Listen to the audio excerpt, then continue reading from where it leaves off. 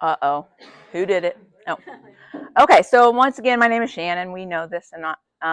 So we've heard from really great presenters. We had Scott from K-State Extension, who he gave us all the step-by-step, and he talked about this. We had Tyler, who talked about this, and then talked about mistakes he made and killing worms. Yes. Then Shelby talked about IMOS. We're gonna do it Shannon style and talk about kind of how I grow worms, and I wanted to show you some different options. Since I started at the district, we had a lot of interest from homesteaders and gardeners. And so we do service the bigger, larger producers and try to teach about soil health, but we also wanted to speak to the crowd who is doing the smaller scale, and that way include all of you in that as well. So I had the idea for the vermicomposting workshop last year, and I hadn't decided to recycle kitty litter buckets yet. So I started trying to make a few and then just kind of see how that worked out. I had kind of an idea because this is the bigger, fancier one. So I take my worm bucket like Scott had, that tote, to the schools. And my totes that I have are kind of ratty. They're kind of tossed over. You wouldn't store anything in them anymore. And I tell the kids, as you can see, this is a very fancy, expensive setup. And they kind of look at me and I said, I'm just kidding. This is, had the duct tape that had been pulled off and whatever. As long as you have a tote that has a lid and a tote for underneath, you're good. This one here is kind of the fancier setup. However, we got this at the Restore in Wichita. I looked over and there was something stacked on it and I said, what is that? Like $30. And so I was super excited about it, but you don't need something like this. All these other things are just as easy and they work just as well. But, and honestly, I've been growing worms to grow worms because I wanted to be able to share them with you guys. And so, yes, the things Scott talked about, I'm like, okay, yep, that's true. And then he's doing all the fancy sifting, and I'm like, okay. So we'll look at my worm. So maybe not everybody's worm farms have an avocado pit that's growing in here. So, God, I'm going to grow a nice little avocado tree in mine here on top. So I laughed because I've also publicly said that I, for some reason, cannot grow sweet potato slips. But I had put like a little piece of sweet potato and some other things, and I had stuff growing all out of my bins. And I was like, oh. So when he talked about burying a whole sweet potato and having the vines, and I was like, maybe I need to try that. But so you'll sometimes have things growing in your bin, and you're, oh, okay. And then you bury it because I don't put food on top. You dig a hole and you put it in there because that's where the worms are at. But what I tried here was, this is my layer that's full of worms. And so I tried to put a new one so I could get all the worms come up here so then I could keep my castings. You might all just get a handful of my delightful castings, but that's okay. I'm willing to sacrifice. Okay, so we're going to be making these buckets. And these were obviously the recycle cat litter buckets. Really easy. We pre-drilled the holes for you. That way we wouldn't have the big mess, and obviously we don't have 30 drills. But I started with just a regular bucket now, or containers. Now normally you wouldn't use clear, but I was thinking this could be for under your kitchen sink. Okay, so I was cracking up about under your bed. I can tell you my husband would not be okay with the worms being under our bed. But put in your cellar if you go down there a lot. But this was for under the kitchen sink, so it wouldn't matter if it's clear because it's going to be dark anyways. I've had these at work under my desk. No problem at all, even when it's pretty bright. So the different containers are really nice because, like this one, you have different size containers. And it's pretty heavy because so these are both fairly deep. Well, I used pool noodles. So you can see, if you look at a YouTube video, you'll see like little plant pots. I just cut pool noodles, okay? And of course they've moved and it's okay, they'll be fine. But I also wanted to be able to harvest the tea and the leachate, so I put a little spigot on there. Now, I have not purposely been watering them enough to get a lot where you can. And so then when I say, people, they say, you don't want them too wet, you don't want, when you're watering this to get the leachate, to get the tea, they're going to be really wet. The worms do not seem, there's some worms that don't seem to mind. It was like dense, thick, and there were still lots of worms in it. I mean, it was super saturated. I was like, oh, this is not supposed to be how it is. Okay. So obviously if the worms don't like it, they can come up to this top where it's less wet.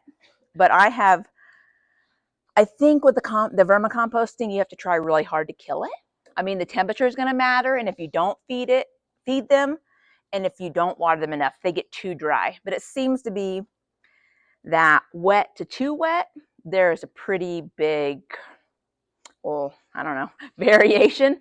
So you'll know. But anyhow, so I tried different containers. You want to make sure that there's enough airflow. The other thing that I kept thinking, this one had this just really nice, the actual holes in the bottom.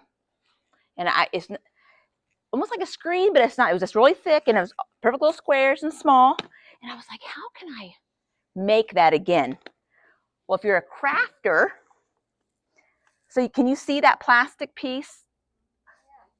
So I went to at the craft store. I was looking on Amazon, and I looked at like Walmart and found that I think people used to do like that yarn hooking or like embroidery or something. That's what that's from. And so then I just used Gorilla Glue or something. We're trying different kinds of things to make that stick. The needlepoint, yeah. So it's worked really well. I wanted the worms not to go through it. Some worms, just like children and adults, don't do what they're supposed to. So they'll end up down in the bottom, and you have to kind of rescue them. This down here gets really wet, and there's worms in there all the time, and I rescue them, and they live. I'm telling you, if you need a pet hobby, worms are where it's at. Anyhow, so I have bees and we have worms. So as you can see down here, there's the leachate down there. You can purposefully make more. And so yes, you can take your castings and put it in the little tea bag and put it in the water and make tea. You can also just collect the leachate. And then when I collect that, the worm juice, I dilute it and then, water my plants. This one was a little bit different, a little more heavy duty. Okay, same thing. I haven't overwatered this one. I'm trying to think of how long these have been in here. A couple months at least. I think this one's less full. So these are fairly new. I put newspaper in there as it goes along. We start with coconut coir. Oops. And then newspaper. And then like I said, I was trying to grow more worms. So I just dig a hole in the corner, put avocado shells. They love avocado shells, by the way. And then you'll have your whole shell full of worms, which is really fun. Or usually you cut your food up small. I just make a trench and put a piece of banana peel in there. They'll eat that up. Like I said, this is very forgiving. So it really, like everything else, it depends on what you want it for, why you want it, and then you go from there. So I've taken these I have a bin from home too. I took my home bin to the schools and did some programs and stuff like that. The kids love it. So if you're just trying to grow worms for something like that, it's one thing. If you're trying to grow worms for the actual castings and the tea, then you do it a different way. I have not tried to feed them one side and then the other. When he was talking about the fancy feeding, I was like, okay. Because yes, if you're going to want to harvest your castings and feed them on one side and then feed them on another, this is a really small bin. This is more of a bin to grow worms, or just to have under your kitchen sink to have, your scraps. But anyhow, when he lifted this, it is very heavy, so I'm going to wait until we're doing that. But so I asked for donations for kitty litter buckets because they're the perfect size. They're free, first of all, and you're keeping them out, all the stuff. So the bottom bucket is just the bottom bucket. You don't need a lid. You don't want a lid. The top bucket. So we drilled holes in the bottom, and then we drilled holes around the top for aeration, and so there's enough airflow. If you go home and find out that it's, like I said, the smell is funky, you can come up and smell any one of these. It smells like dirt. Or nothing. You get nothing or dirt. It's exactly what you smell like. If it smells funky, something is off. I have had really, really wet systems. They don't smell funky, you know. So, but, and I think he might have said you don't put moldy food in there. I tell people, especially if it's in your house, don't put meat and dairy in there. There's enough scraps that you don't have to do that. He was talking about onion and garlic, and I was like, that goes in the freezer for me to make bone broth. So I've never given them any of that. So I thought, oh, however, he said something about the cabbage. Scott said something about cabbage, and I thought, huh, it didn't smell funky. My worms didn't eat it. I cut up cabbage at St. Patrick's Day. I don't have Irish worms apparently, but good. I got some laughs. That's pretty good. That was off the cuff right there. Okay. They, obviously, I didn't give him the right thing. Yeah, but when I was digging, it was when I went up to Beloit with this kids this last week, and they had different rotations of groups, and I was digging there. I was like, my worms don't like cabbage apparently because they haven't eaten it. I'm talking, they haven't touched it. It's just sitting in there, so it hasn't done anything funky. It doesn't smell funky. So I was like, huh. So, doesn't like cabbage. One bin eats it. Will eat it a little. Yeah. Whatever. Isn't that funny? Yeah. So I was like, huh. I generally don't put that much citrus. I will put. I have put a few like mandarin orange peels like we had because I just know they say, you know, don't too much, not do too much.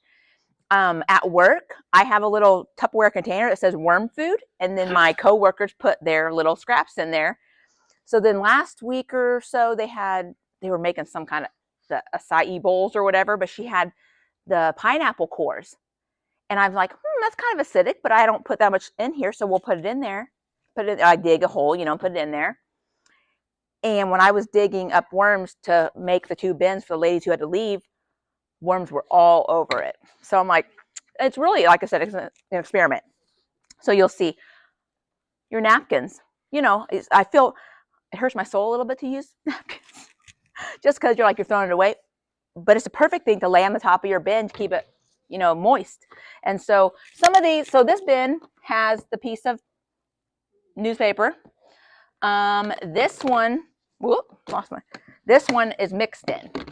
Okay, so this has in the past had a layer. This is where I just start putting your napkins on top, and then every so often I have one of those, you would think of it as a weed sprayer, but I have water in it, and that's how I just have them sitting by the bins and water them.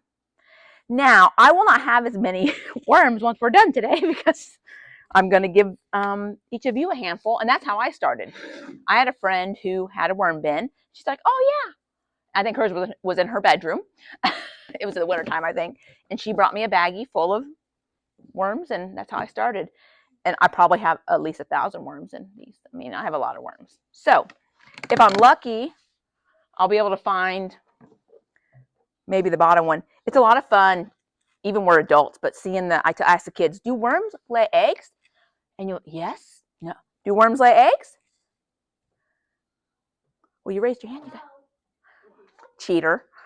So I said it's a trick question because, yeah, they do, but they're in a cocoon. So the cocoon has like 4 to 6, well, can have up to 20 eggs, but has 4 to 6 eggs in this little tiny yellow looking seed. It's super cool. So if you can find one, we should find one, and I will bestow my cocoons on you guys too, so you'll be fine. So what we're going to do is the buckets are back there. They're stacked in 2s, so you'll be able to, I mean, first come, first serve. Don't fight over the colors. I mean, I know they're fantastic and fancy, but we're going to get the bucket. We have a whole tub of coconut coir. And then what we'll do is for whoever's here, I didn't give as many to the lady. I want to make sure we all have enough. So we're going to put coconut coir. We're going to put newspaper. It's wetted down. I did bring some oats, but there's not that many left. We can sprinkle some oats in there. And then if you have any scraps, your paper towel, that's what I was trying to say. And then we'll get a handful of worms, and your worm bin will be complete. And we have directions for them. I mean, the direction was how to make them. We made them, obviously. We're going to make them here, but you can have those. The books are yours to have as well. That's all you ever needed to know about composting and vermicomposting worms. So, any questions? No? Just going to go. Yeah.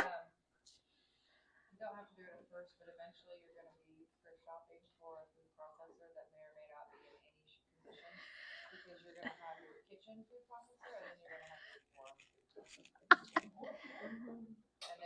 And pro tip, you should keep your worm food processor fresh so your husband doesn't use it to make coleslaw. Oh.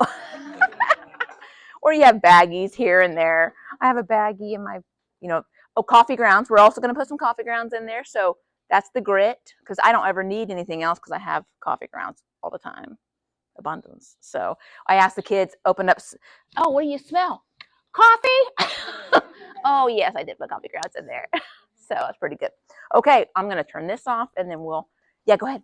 No, go ahead. So for the size that we're making today, do you have any sort of estimate about how much that will produce? Like, ooh, that's pretty good. Then so something like this, I'm thinking house plants or a small, your little flower gardens or whatever. So that's why I had other people talk about the bigger. This is more like a kitchen. This is also just to get you started and get you hooked on it. Then you're going to have multiple. Okay, so I did want to say this. Yes, so we took an old cast iron bathtub out of a house that was getting torn down. It's been sitting back in our garden, and I'm going to make a vermicomposting system out of it for my garden, and then where I'm going to have drainage and whatnot. And then, you want to make sure you're having the shade and make, all this stuff. But get a little wine. I know, I'm telling you, I'm like, huh. Part of the answer to your question is it depends on how often. Yeah. The more you feed them, the faster it goes. Yes. Yeah, I got sidetracked on that. Yes. Like we had 4 that big size. Mm-hmm. And it produced. Oh yeah, yeah. So there's that balance between how much they're eating. I've never had a problem with my worms eating everything I'm giving them because they create more worms. And then, so depending on if you're also the harvesting of it, if you're getting the leachate, then you're going to get that pretty quick. But yeah, the more they're eating and the more, but yeah, wouldn't even be able to tell. Divide the worms at some point?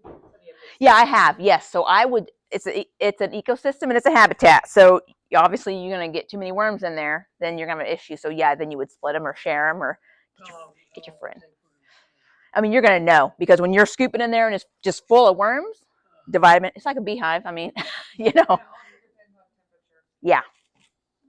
See, mine have been inside the whole time. So it's been, yeah, that perfect temperature they like. And it's like, boom, it's perfect conditions. Yes. Yeah. There's that perfect temperature they like. Or if it's outside or, yeah. Yeah. Okay. I am going to shut this off. So.